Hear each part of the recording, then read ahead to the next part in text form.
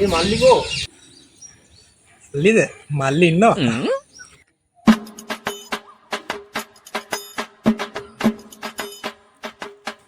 මිකෝ මේ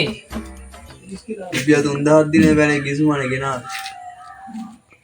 හරියට දාත්තු කරලා නැද්ද දරුවෙකුට වගේ සාත්තු කරලා වතුර එහෙම දැම්මද වතුර දැම්මද ගහට විස බීජයයි කියලා වතුර උණු කරලා දැම්මේ ඒ කඳුළු යාළුවේ මුතු කොට කියද ඔබේ